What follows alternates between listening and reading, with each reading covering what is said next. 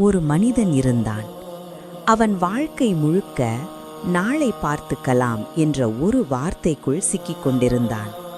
தொழுகை நாளை, நல்ல பழக்கம் நாளை, மனசு திருந்துவது நாளை. இன்றைக்கு அவன் எப்போதும் பிஸி. ஆனால் அந்த பிஸி தன்மை அவனை முன்னேற்றவில்லை.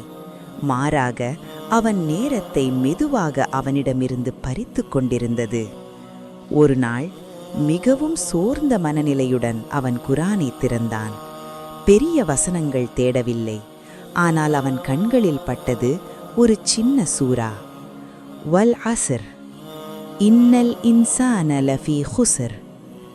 காலத்தின் மீது சத்தியமாக, நிச்சயமாக மனிதன் நஷ்டத்திலேயே இருக்கிறான்.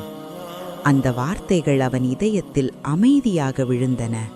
ஆனால் அதன் தாக்கம் மிகவும் ஆழமாக இருந்தது. அவன் யோசித்தான், நான் யாருடனும் சண்டை போடவில்லை, யாரையும் ஏமாற்றவில்லை. அப்படி இருக்க நஷ்டம் என்றால் என்ன? அப்போதுதான் புரிந்தது, நஷ்டம் என்பது பணம் போவதல்ல, பதவி போவதல்ல.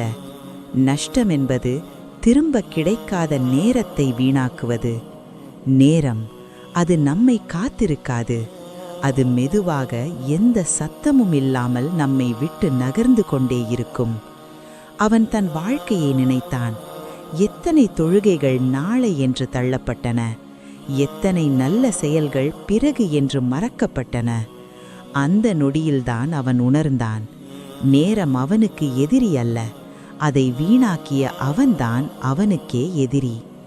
அந்த நாளிலிருந்து அவன் ஒரு முடிவு எடுத்தான். முழுமையாக மாற வேண்டாம், சரியாக தொடங்கினால் போதும். ஒரு தொழுகை இப்போதே, ஒரு நன்மை இப்போதே, ஒரு தவறை திருத்துவது இப்போதே. ஏனெனில் அல்லாஹ் நேரத்தின் மீது சத்தியம் செய்து சொன்ன பிறகு அதை அலட்சியப்படுத்த நமக்கு எந்த உரிமையும் இல்லை. நாளை இல்லை, இப்போதேதான் வாழ்க்கை.